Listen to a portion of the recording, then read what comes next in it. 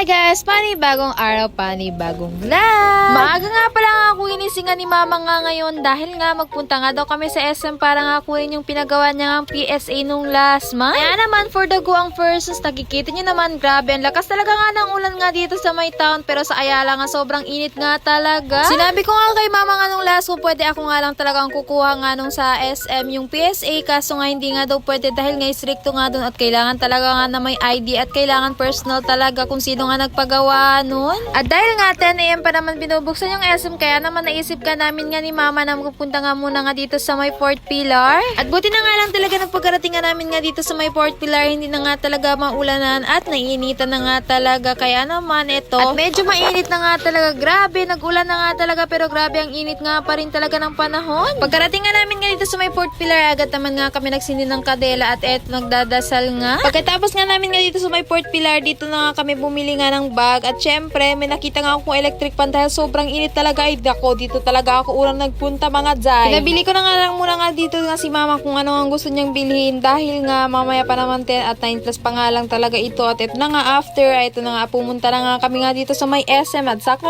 nga pa rin na nga kami magpila pa doon at maghintay nga sa baba. Habang papaakit na nga kami sa second floor ay natatawa nga talaga ako dahil nga sabi ko nga dito kay mama kung saan at sabi niya nga sa second floor daw pero nakalimutan niya nga kung saan daw yung papasok kaya naman ang sabi ko sa kanya baka nasa third floor ma. Ang sabi niya nga sa akin na sa second floor na nga lang daw yun kaya naman nagtanong nga lang na nga kami dito nga sa guard kaya naman ito at tinuruan na nga kami kung saan nga at finally nga talaga yan nandito na nga kami. Konti pa nga lang naman yung tao dito at mabilis nga lang talaga kunin dahil by number na nga ito at syempre hindi ka na nga talaga pipila. Pagkarating ko nga ay binigay nga ni kuya nga yung paper na kung saan nga sinulat nga ni mama yung mga details noon at syempre magsusulat nga si mama ron ng pangalan niya at saka signature at syempre maglagay nga yung date kung kailan nga kinuha. Tapos eto nga at pinigay na nga ni ate girl. Kaya naman pagkabigay nga ni ate girl ayan na nga at chinecheck ko nga isa-isa kung tama na ba yung mga spelling na sinulat nga dito para nga mamaya hindi nga mamali-mali at syempre hindi na nga pabalik-balik nga dito kaya naman sayang yung binayat diba kung pabalik-balik tayo. Dito na nga lang nga sila nagpa-PSG nga sa may SM dahil nga dito nga mag-antay ka nga lang talaga at hindi ka na nga magpipila-pila pa. Mag-antay ka nga lang dito nga ng mga 15 days bago mo nga kunin to pero kung rush naman ay pwede ka na mga pumila nga doon talaga sa mismong PSA. Same lang naman yung bayad pero doon dito naman hindi mo na kailangan nga mag-appointment